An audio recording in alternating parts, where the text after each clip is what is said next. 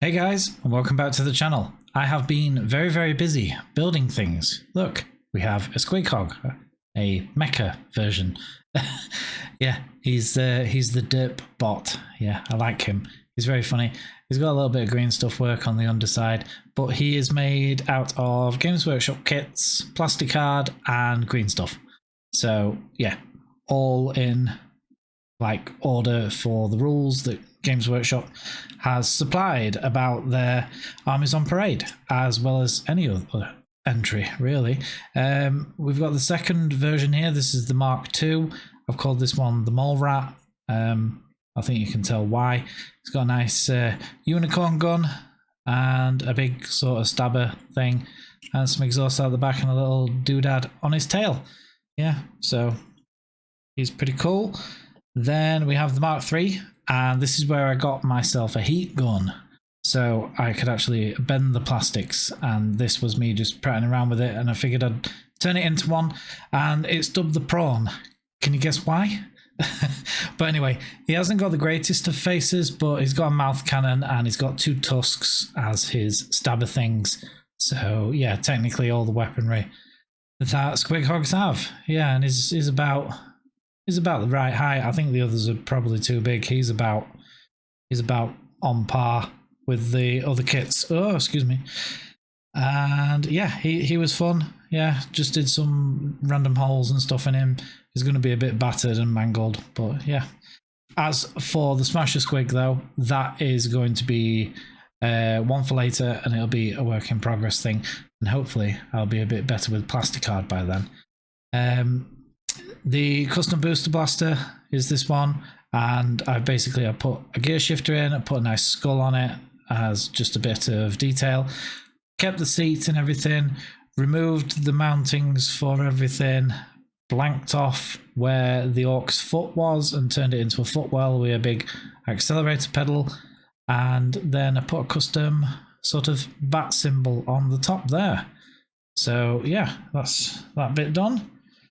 Then as for the gun, I decided to straight up mount it onto the body. I removed the ring thing that's meant to be on there, and I did some green stuff work to fill in where it mounts onto the orc's shoulder. Then we've got some fins and whatnot to cover it, and that all works in conjunction to the Batmobile that this one is. I think it's from the Justice League films, I think. But it's a toy variant that I've based it on because it was the only one that would actually suit the role of having a gun on top, as well as these fins kind of covered it and helped it out. So it's pretty lucky. It does come with a gun on the front, and I've got dog hair all over everything because the mutt has been in here and she's extra fluffy and covered everything in stuff. But yeah, we've just got some guns mounted on the front and the whole armor thing, a little bit of green stuff, axles and whatnot to just keep it all connected together. And yeah, pretty straightforward, simple. Then the back wheels, again, just armored up, and I started trying to use the heat gun to blend stuff in and use the other bits that were still part of the kit and whatnot. And that's how we ended up with it. So yeah, that's that one. Then we have this guy, and this guy has taken me a week and a half to do him. It took a very long time, but it is done. It is done. It's the Batman Forever Batmobile, and it's a shock jump dragster. So we have the room at the back for the jump drive. I've made a mounting for the gun, and we have the saw blades still on the front to kind of go with the design of the Batman Forever car. And then obviously these wheels will fix onto there like so.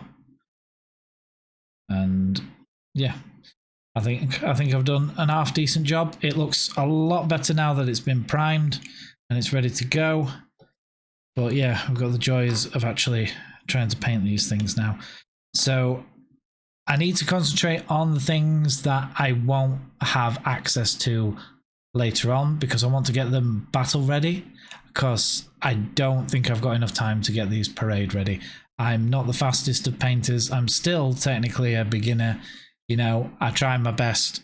I'll tell people things that I actually find that work and whatnot. But yeah, let's do some painting and see how we get on with these. And we are on Friday. Ah, gosh. I've had a hectic few days. A hectic few days. So today I have just tried to smash out as much of this as I can. I've managed to do a little bit of freehand here and there, pick out a fair amount of details. I'm trying to use the autofocus, but again, it's probably not going to work. But done my usual YouTube logo. So again, don't forget to do YouTube things for me. Subscribe, please. Really helps me. Yeah, do that if you like the squig, even though you can't really see him. We've got a nice sort of booster thing for the back end here. I was quite taken with this colour. I thought it'd come out really, really well.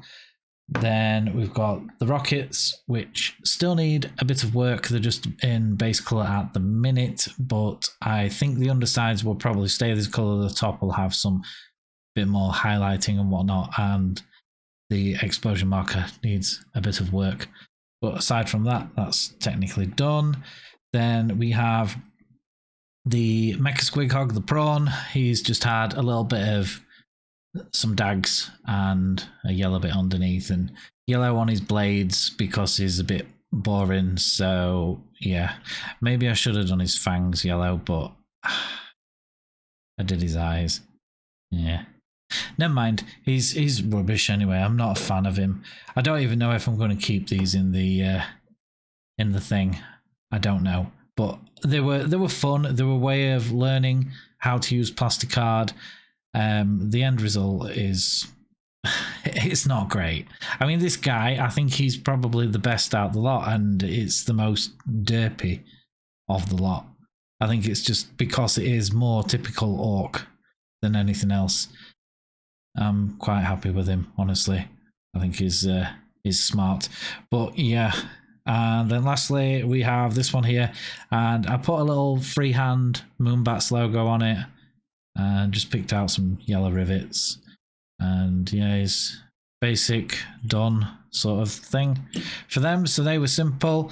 Then we've got this guy here, the Booster Blaster, and yeah, it took a long time to get this bone colour down, and I'm not happy with it at all. But at this stage, there's not a great deal I can do about it other than sand the whole thing off at a later date and try again, except for the door, because I'm quite proud of the door. I've done a very nice Moonbats logo there, dead chuffed at that one. And yeah, as for the rest of it, it's yeah, just basic stuff, cables, a bit of glow on that, red on the needle, a bit of two colour on that yellow section. I've picked out some of the silver to try and get a little bit of a sort of shading running across most of the metals on this side. I haven't done all of them. I'm running out of time. And yeah, that's him done. The exhaust and everything are all done over there. Then we have the Batman Forever car. I've actually cut and put some inlays of the Bat logo inside the wheel, and I've also filled them with UV resin. So if I grab this thing, I don't know how well it's going to work on the camera, but here's for trying. Oh, it does work. There we go. Yeah. So nice glowy green wheels. So I might take this Green Stuff World UV torch thing with me into the shop so everyone can have a laugh and watch it glow. I've also done a lot of freehand on this guy, and I've also put some UV resin in the back there by the flux capacitor. But yeah, I freehanded the thing that's on the Batman Forever car not very well, just a little bit shaky, a little bit rushed today, but it's fine. It portrays what it needs to portray, and again along the side it just portrays what it needs to portray. It's not very good. I want to remove these sections completely from the vehicle and do it again. So when it comes to affixing the wheels onto the car, I am only going to attach them here. I'm not going to glue them down the center because I do want to redo these sections at some point, I think. So yeah, I reckon that's about it. So I'm going to stick them all together and we'll have a look at them all completed. And that, my friends, is that. That is job done. They are together. They're okay, I guess. They're a little bit flimsy because these have only been attached lightly, and I haven't used really good glue for this. I've only used some standard super glue, but they should be fine, I hope. Let's hope they do well and I get all me goodies for doing the New Year, New Army thing. But yeah, that's going to be it for this episode. I may build a board for them to be displayed on. I don't know just yet, but I will show you some photos if I do that. Of course, it'll be a rush job. But anyway, don't forget to take care of yourselves, and I'll see you all in the next one. Goodbye.